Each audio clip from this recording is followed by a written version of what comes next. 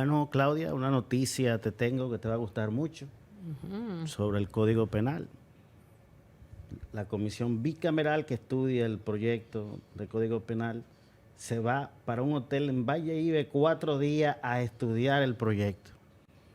Todos los legisladores de esa comisión, concentrados esos 3 días en una playa de la costa sur de la República Dominicana, para trabajar cada uno de los artículos. Desde hoy se van, me parece. Parece que es de hoy, 4 días hasta el domingo. Pero se prohibió que llevaran esposas y hijos, para que no vayas a criticar eso. Peor. Yo no iba a criticar Y que nada. no se van a divertir, dicen ellos. Que Sí, a trabajar. Yo no tampoco tengo nada. Yo no tengo nada en contra de que la gente se divierta. Las jocosidades de nuestros queridos amigos que siempre están haciendo sus comentarios, dicen, y las extranjeras que van a llegar allí, por no decir de una nacionalidad. Bueno, señores, lo cierto es, uno se ríe, pero hay cosas que no se entienden. La misma Cámara o el Congreso Nacional, que ha sido cuestionado por el tema de las exoneraciones de vehículos, que lo tratamos aquí el otro día. También estábamos hablando de un funcionario que intentó triplicar el gasto de su despacho en marisco y vino, y entonces vemos que ahora una comisión de ambas cámaras, Senado y Cámara de Diputados, entonces quieren irse a un hotel para algo que pueden hacer en el Congreso. Y señores, yo he ido al Congreso, es bien cómodo como trabajan ahí.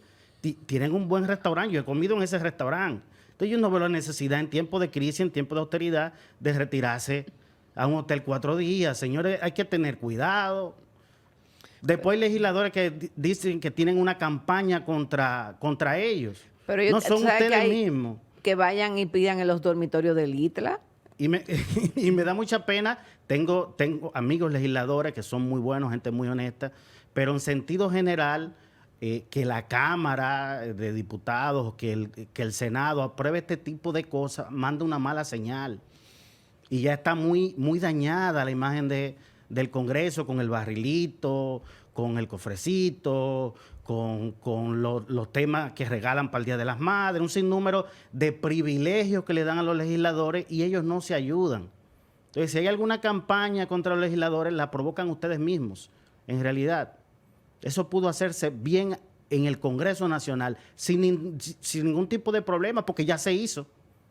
Ese código se discutió en el Congreso. Atención a las causalistas y causalistas, hombres también. O cuidado si fue para sacarle los pies a las protestas. Bueno, pero hay gente que está de acuerdo con las 3 causales que viven en la Romana, o sea que... Bueno, un llamado ahí a esas personas. Miren, en otro orden, yo me siento más tranquilo hoy porque ya las autoridades admitieron que existen los tapones y yo estaba un poco preocupado porque yo pensaba que tenía paranoia o esquizofrenia, que me lo estaba imaginando los tapones. La primera dama de la República dijo, no, señores, despreocúpense, hay tapones, hay apagones. La cosa está dura. Ya lo admitió. Ahí, de alguna manera, desmintiendo al director de la Dirección General de Seguridad de Tránsito y Transporte Terrestre, DGCET, que como dije ayer, cometió un error garrafal en una entrevista, en un programa, diciendo que no existían los tapones per se.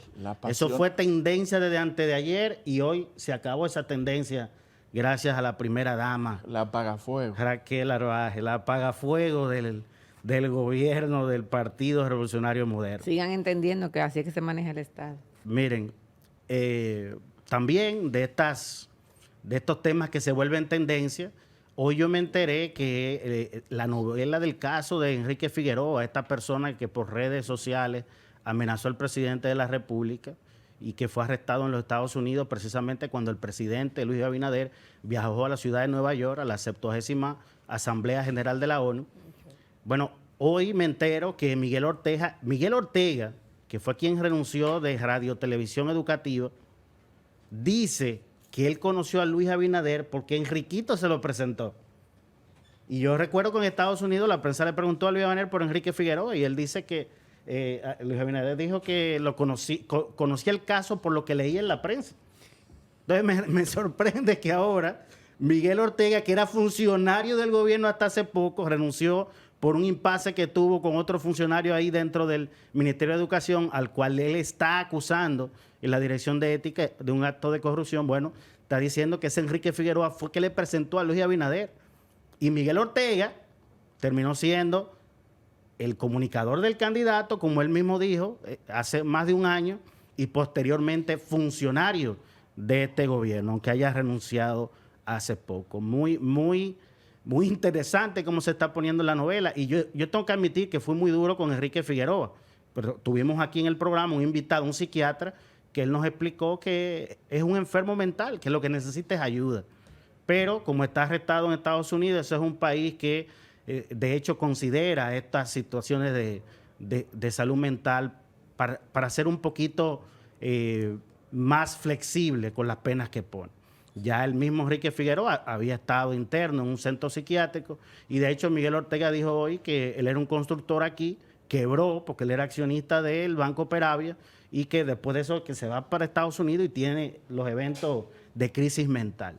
Así que yo quiero ahí un poquito rectificar. Yo estaba pidiendo mano dura con él, pero no. Un psiquiatra nos explicó que es un enfermo mental, que no tenía ninguna posibilidad de cumplir con esas amenazas que estaba haciendo. Así que debería tratarse como un enfermo, alguien a quien hay que ayudar. Miren, por último, yo quiero referirme a un caso que he venido dándole seguimiento desde hace unos días.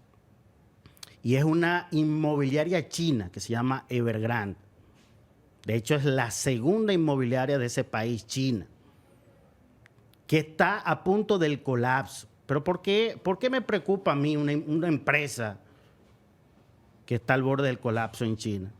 Porque ya hay analistas económicos que la están comparando con lo que pasó en la crisis económica del 2008, que inició con el tema de Lehman Brothers, claro, con sus diferencias, pero esa crisis que empezó con una burbuja inmobiliaria, aunque eran unos préstamos malos que habían sido disfrazados en una herramienta financiera que se revendían sin nadie saber lo que estaba comprando.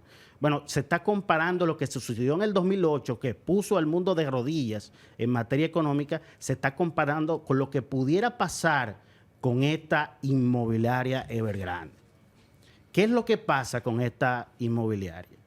Lo primero es que es enorme. Además de ser la segunda inmobiliaria de China, es una de las empresas más grandes del mundo en términos de ingresos.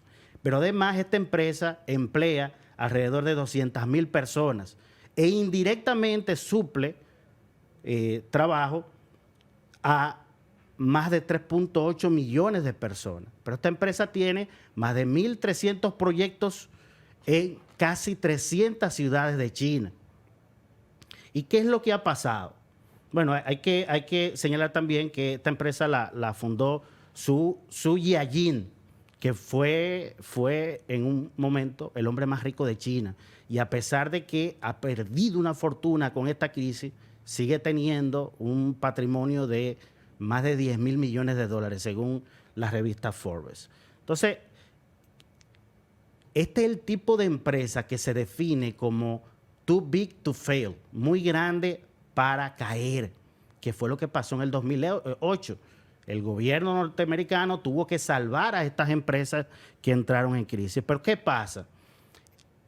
El mundo hoy está interconectado de una manera que lo que pasa en un país como China, en materia económica, evidentemente impacta a otros mercados del mundo.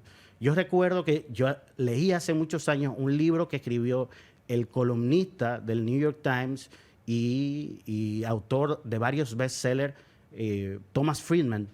El libro se llamaba The World is Flat. El mundo es plano. Él estaba jugando con esa palabra de que el mundo es plano para expresar que el mundo es muy pequeño hoy. Y lo vimos, por ejemplo, con la crisis de la pandemia del coronavirus. Se detectan los primeros casos del coronavirus en diciembre del 2019 y ya en un par de meses el mundo había descifrado el código genético del virus por la colaboración que se dio entre las más grandes mentes del mundo para poder estudiar este virus. Y así con muchos otros temas. En el mismo libro él habla de un indicador también que es que si dos países tienen un McDonald's, es muy difícil que entren en conflictos bélicos.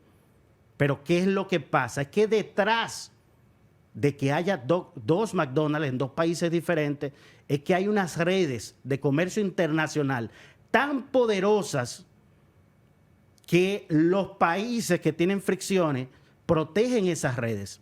Y un conflicto bélico puede romper esas redes y los beneficios económicos detrás de esto. Entonces, ¿qué pasa? Ya por este tema de Evergrande, que fue una empresa que tiene pasivo por más de 300 mil millones de dólares, es decir, tomó demasiado dinero prestado, una empresa que te construye 600 mil viviendas al año.